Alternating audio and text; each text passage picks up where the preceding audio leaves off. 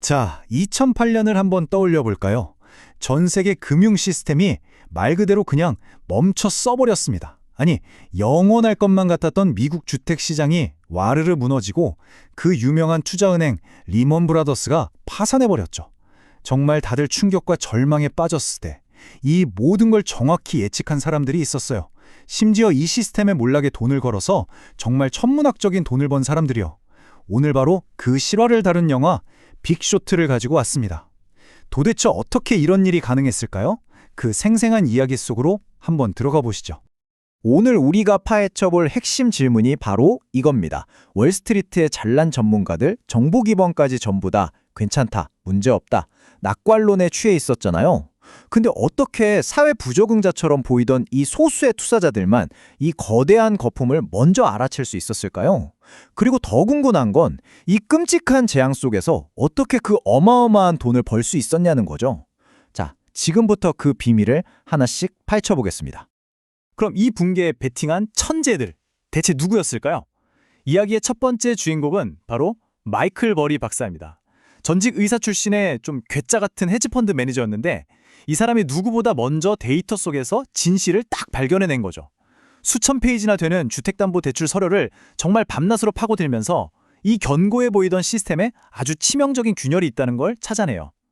영화는 바로 그의 발견에서부터 시작해서 각자 다른 방식으로 이 진실에 합류하게 되는 몇몇 그룹의 이야기를 따라갑니다. 이 사람들이 쓴 핵심 전략, 이게 바로 영화 제목이기도 한 빅쇼트, 즉 공매도입니다. 아주 간단해요. 가격이 떨어질 거다. 여기에 돈을 거는 거죠. 아니, 이게 어떻게 가능하냐고요? 자, 제가 예를 들어 볼게요. 지금 10만 원짜리 주식이 있어요. 이걸 제가 일단 빌려서 바로 시장에 팔아버려요. 근데 2달 뒤에 이 주식이 3만 원으로 폭락했다고 칩시다. 그럼 전 어떻게 하겠어요? 3만 원에 다시 사서 갚으면 끝나는 거예요. 그럼 제 손에는? 맞아요. 차익 7만 원이 딱 남는 거죠. 이 사람들은요, 이걸 미국 주택시장 전체를 상대로 계획한 겁니다.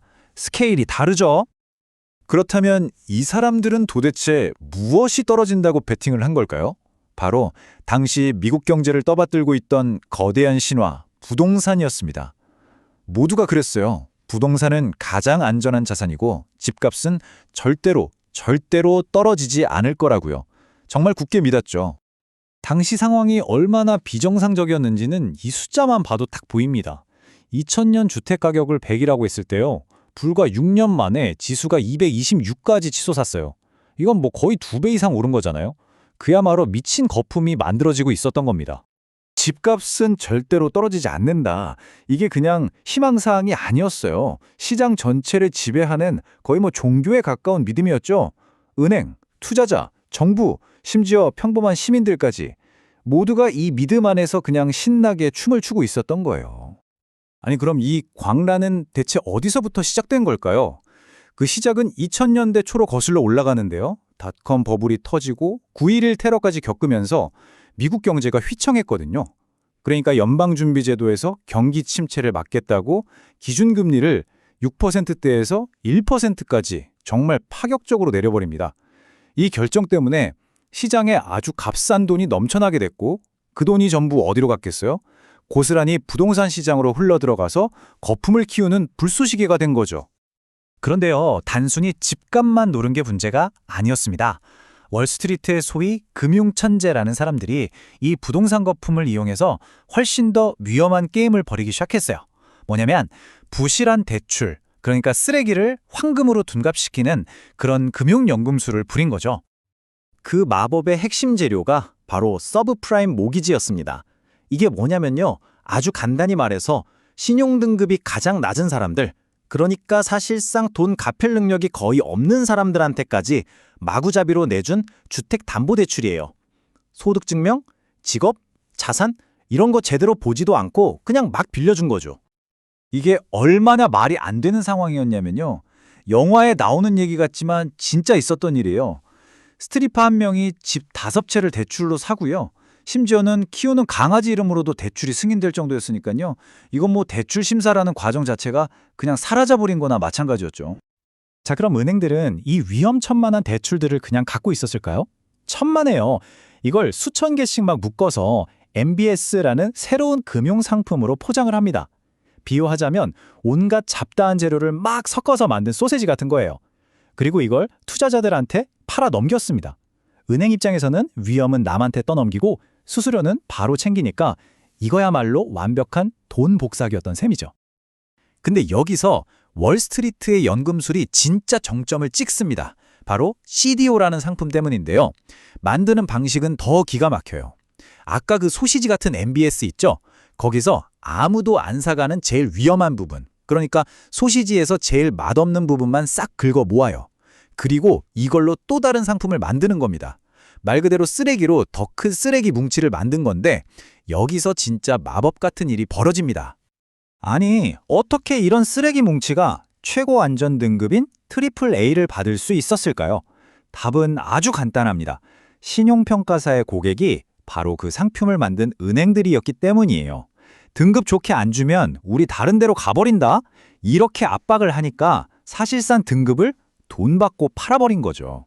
이들의 이 위험한 뒷거래가 시스템 전체를 무너뜨릴 시한폭탄을 만들고 있었던 겁니다.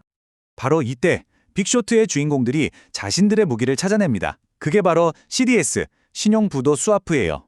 쉽게 말하면 부도에 대비하는 보험 상품이라고 생각하시면 됩니다. 이 사람들은 트리플 A 등급을 받은 그 CDO들이 결국엔 부도가 날 거라고 확신했거든요. 그래서 이 CDO에 대한 CDS를 엄청나게 사들인 겁니다. 즉, 매달 꼬박꼬박 보험료를 내는 대신에 주택시장이 무너지는 그 순간 어마어마한 보험금을 타내는 방식으로 공매도를 실행한 거죠. 그리고 마침내 그들이 그렇게나 기다리고 예견했던 파국이 시작됩니다. 2007년부터 서서히 금이 가기 시작한 시스템은 2008년 정말 굉음과 함께 와르르 무너져 내리기 시작했습니다. 모든 게 무너지는 건 정말 순식간이었습니다. 2007년에 서브프라임 업체들이 파산하기 시작하더니 거대 투자은행이었던 베어스턴스가 쓰러졌고요. 그리고 마침내 2008년 9월 15일 세계 4위 투자은행이었던 리먼 브라더스마저 파산을 신청하면서 전 세계가 그야말로 충격에 빠져버립니다. 그 결과는 정말 처참했습니다.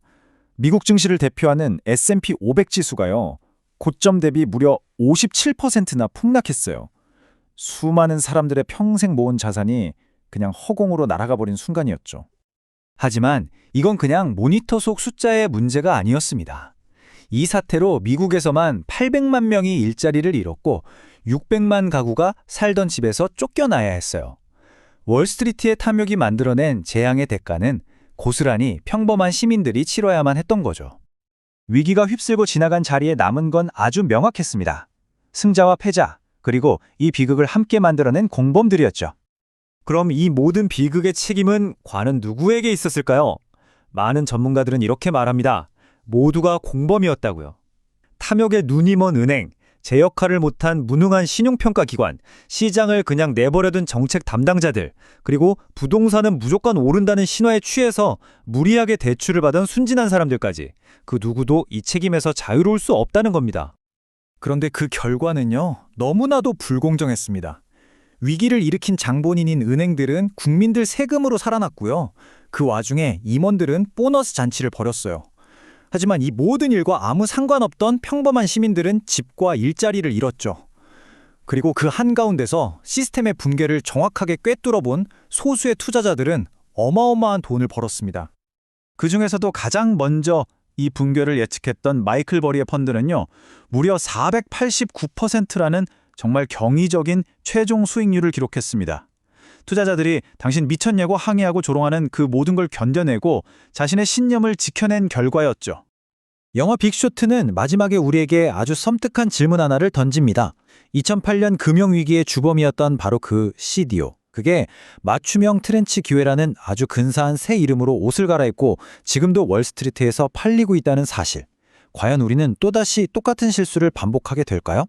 어쩌면 그 답은 지금 이 이야기를 듣고 있는 바로 우리에게 달려있는지도 모르겠습니다.